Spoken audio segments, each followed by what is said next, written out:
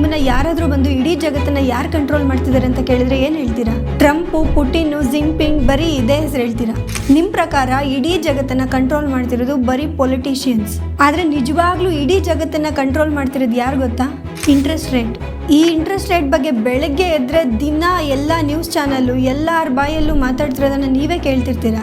ಏನಂದರೆ ಯಾವಾಗ ಸೆಂಟ್ರಲ್ ಬ್ಯಾಂಕ್ಗಳು ಇಂಟ್ರೆಸ್ಟ್ ರೇಟ್ನ ಕಮ್ಮಿ ಮಾಡುತ್ತೆ ಆವಾಗ ಎಕನಾಮಿಕ್ ಸ್ಟ್ರಾಂಗ್ ಆಗುತ್ತೆ ಅಂತ. For example interest rate cut ಆಗ್ತಿದೆ ಅಂದರೆ ಎಲ್ಲ ಬಿಸ್ನೆಸ್ಗಳು ಲೋನ್ ತಗೊಂಡು ಅವ್ರ ಬಿಸ್ನೆಸ್ನ ಎಕ್ಸ್ಪ್ಯಾಂಡ್ ಮಾಡಬೇಕು ಅಂತ ಥಿಂಕ್ ಮಾಡ್ತಾರೆ. ಬಿಸ್ನೆಸ್ ಎಕ್ಸ್ಪ್ಯಾಂಡ್ ಆಗ್ತಿದೆ ಅಂತಂದರೆ ಇಲ್ಲಿ ಹೊಸ ಜಾಬ್ ಕ್ರಿಯೇಟ್ ಆಗ್ತಿದೆ ಅಂತ. ಹೊಸ ಜಾಬ್ ಕ್ರಿಯೇಟ್ ಆಗ್ತಿದೆ ಅಂದರೆ ಎಲ್ಲರ ಕೈಯಲ್ಲೂ ದುಡ್ಡು ಹರಿದಾಡ್ತಿದೆ ಅಂತ. ಸಂಬಳ ಬರ್ತಿದೆ ಅಂದರೆ ನಾವೇನು ಮಾಡ್ತೀವಿ? ಫಸ್ಟ್ ಹೋಗಿ ನಾವು ಮಾಡೋ ಕೆಲಸನೇ ಕಾರು, ಬೈಕು, ಮನೆ ಅಂತ ಬುಕ್ ಮಾಡೋದು. ಇದರಿಂದ ಎಲ್ಲ ಸೆಕ್ಟರ್ಗಳಿಗೂ ಬಿಸ್ನೆಸ್ ಆಗುತ್ತೆ ಮತ್ತು ಎಲ್ಲ ಕಡೆನಲ್ಲೂ ವ್ಯಾಪಾರ ಜಾಸ್ತಿ ಆಗುತ್ತೆ. ವ್ಯಾಪಾರ ಜಾಸ್ತಿ ಆಗ್ತಿದೆ ಅಂತಂದರೆ ನಮ್ಮ ಎಕನಾಮಿಕ್ ಆ್ಯಕ್ಟಿವಿಟಿ ಇನ್ಕ್ರೀಸ್ ಆಗ್ತಿದೆ ಅಂತ. ಎಕನಾಮಿಕ್ ಆ್ಯಕ್ಟಿವಿಟಿ ಜಾಸ್ತಿ ಆಗ್ತಿದೆ ಅಂದರೆ ಡೈರೆಕ್ಟ್ಲಿ ನಮ್ಮ GDP ಮೇಲೆ ಪ್ರಭಾವ ಬೀರುತ್ತೆ. GDP ಆಟೋಮೆಟಿಕ್ಲಿ ಜಾಸ್ತಿ ಆಗುತ್ತೆ. ಯಾವಾಗ GDP ಜಾಸ್ತಿ ಆಗುತ್ತೆ ಆವಾಗ ಒಂದು ದೇಶ ಎಕನಾಮಿಕಲಿ ಸ್ಟ್ರಾಂಗ್ ಆಗುತ್ತೆ ಅಂತ ಇಡೀ ಜಗತ್ತೇ ಡಿಸೈಡ್ ಮಾಡುತ್ತೆ.